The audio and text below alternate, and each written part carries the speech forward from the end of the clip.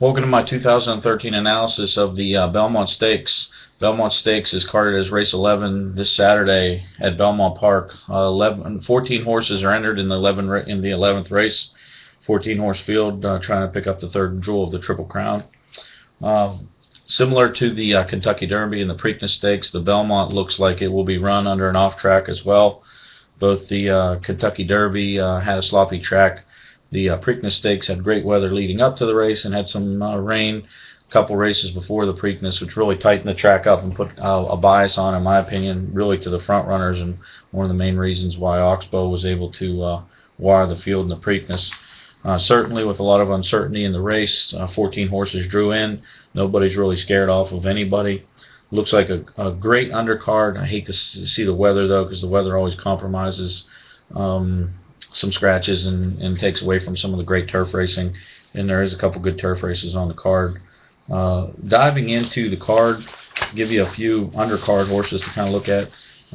Race 9, which is the Woody Stevens. I really like the number 9 horse, or 7 horse actually, 40 Tails, horse trained by Todd Pletcher, wintered in Gulfstream Park, came out and won the Derby trial. I think he's a horse that's set up to go 6, 7, 8 furlongs. Won at a mile going 8 furlongs in his last race. A lot of speed signed on in here. It wouldn't surprise me if he's sitting right in the catbird seat. Joe Rosario to ride. 11 horse field. I think he'll offer some value at 4-1, 3-1, and would be a great horse to play top and bottom in the exactas. It would definitely be a horse that I think we should focus in on in that race.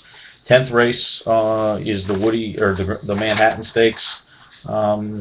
The face of this race is a Shug McGahee trainee.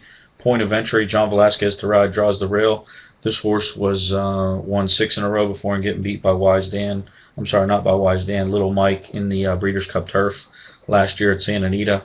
Came back with a comeback win down at Gulfstream Park and won, beating Animal Kingdom in that race, who subsequently then came out of that race to win the Dubai World Cup. I think there's a lot to like about Point of Entry. He'll probably be a very short-priced favorite. He's in a 10-horse field.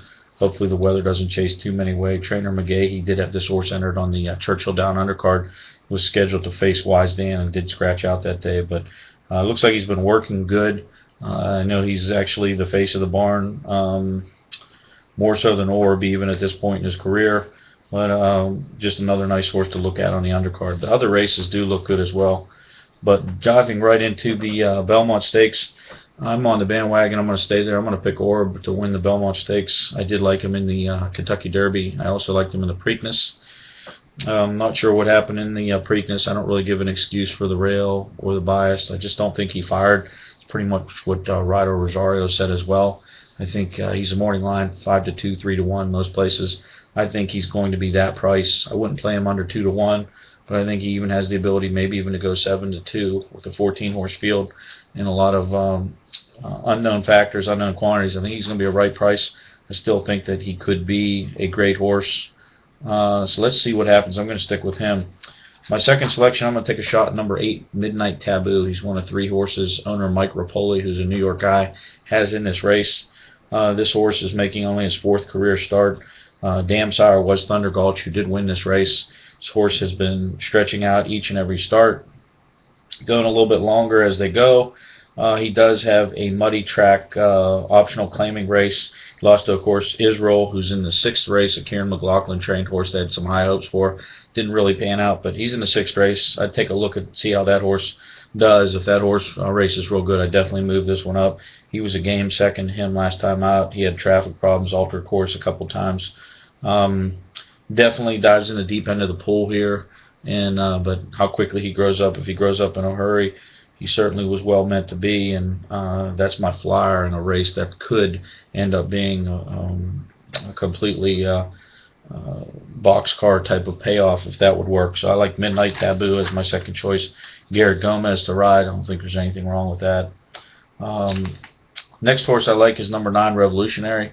Ran a real game 3rd in the Kentucky Derby.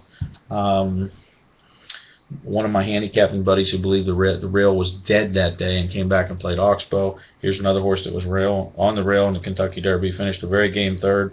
Things I don't like about Revolutionary are his closing style. He will probably be well out of it early, and also the fact that I don't believe he wants to get the distance. He's sired by Warpass. Warpass Cherokee run, I think more around a mile, mile and 1/8, caps out. Doesn't look like this horse wants to go a mile, mile and a half for sure. I think that's his big knock.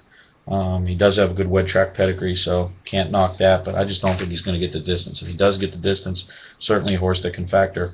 My fourth choice is going to be Freedom Child. Freedom Child won the Peter Pan Stakes. Typically, it's the local prep for this race. Most horses that win that race do not come back and factor well in the Belmont. They do take a lot of money. They are of interest, but they just do not seem to fire. This horse won by 13 lengths in the slop that day. Connections did a rain dance for this, and they're licking their chops with the forecast leading up to the race. This horse will go right to the front. He shows speed of 46, 47, 110 to 6 furlongs. I think this horse will basically eliminate Oxbow from getting his way. I don't see Oxbow ever getting the lead, and I think Freedom Child's going to try to wire the field. I'm not sure if that will happen, but certainly has a good post, certainly has a lot going in his favor since he did just score in the slop. I'm not sure if he can take him wire to wire. He's never carried this much weight. He did have a debacle in the Wood Memorial. He actually got stuck in the gate from one of the gate crew, so you can scratch that race out. So taking that race out, he's won his last two. Maiden scoring in Peter Pan.